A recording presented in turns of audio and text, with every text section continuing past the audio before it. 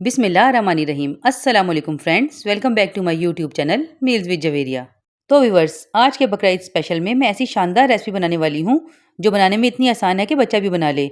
और सर्व मैं आपको ऐसे यूनिक स्टाइल में करके दिखाने वाली हूँ कि जिसको ना भी पसंद हो वो भी खा ले। मेरा यूनिक सा सर्विंग स्टाइल देखने के लिए प्लीज़ मेरे साथ लास्ट तक बने रहिएगा। तो चलिए फिर रेसिपी को स्टार्ट करते हैं। इस रेसिपी को बनाने के लिए मैंने आधा किलो बीफ का कीमा लिया है, लहसुन अदरक का पेस्ट 1 टेबलस्पून, प्याज 2 बड़े साइज़ के बारीक कटे हुए, हरी मिर्ची मैंने ली हैं 5 से 6 अदद बड़े साइज़ की, टमाटर 2 बड़े साइज़ के मोटे कटे हुए, शिमला मिर्च 1 पाव, इसको मैंने चौकोर काट लिया है। ये तो हैं मेन इंग्रेडिएंट्स। इसके अलावा जो तमाम चीज़ें जाएंगी वो मैं आपको साथ साथ बताती रहूँगी। तो चलिए फिर स्टार्ट करते हैं। तो व्यूअर्स, ये मैंने 150 ग्राम ऑयल ले लिया है और जैसे ये गर्म होगा मैं इसमें 1 टेबलस्पून लहसुन अदरक का पेस्ट ऐड कर दूंगी और इसे 1 से 2 मिनट के लिए हल्का सा फ्राई कर लूँगी। अब साथ ही मैं इसमें ऐड करूँगी ये धुला हुआ कीमा और इस कीमे को मैं मज़ीद 4 से 5 मिनट के लिए अच्छे तरीके से भून लूँगी ताकि कीमे में से जो ब्लड की स्मेल वगैरह है वो सब ख़त्म हो जाए। तो मिलते हैं 5 मिनट के बाद। तो फ्रेंड्स, ये देखिए कीमा अच्छे तरीके से भून गया है। अब इस स्टेज पर मैं इसमें ये प्याज ऐड कर दूँगी और साथ ही मैं इसमें ये टमाटर भी ऐड कर दूँगी।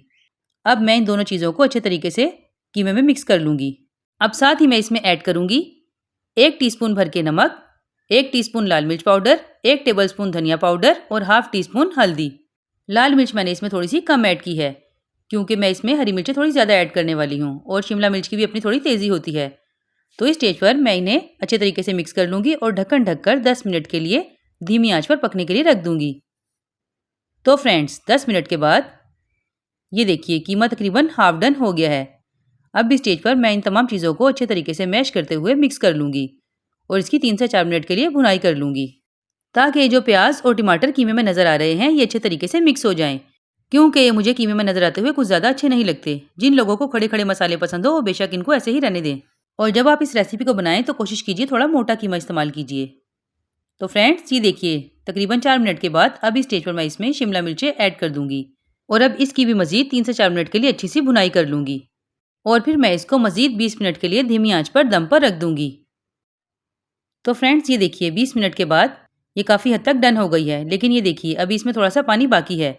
इस रेसिपी के लिए मैंने एक कतरा भी पानी इस्तेमाल नहीं किया। अब मैं इसमें मोटी कटी हुई हरी मिर्चें ऐड कर दूँगी और इसे भी 1 से 2 मिनट के लिए अच्छे से मिक्स कर लूँगी और फिर ढक्कन ढककर मज़ीद 5 मिनट के लिए दम पर रख दूँगी ताकि हरी मिर्चें अच्छे से नरम हो जाएँ और जो इसमें थोड़ा बहुत पानी रह गया है वो भी अच्छे तरीके से खुश्क हो जाए। ये तमाम पानी सब्जियों का छोड़ा हुआ है। मिलते हैं 5 मिनट के बाद।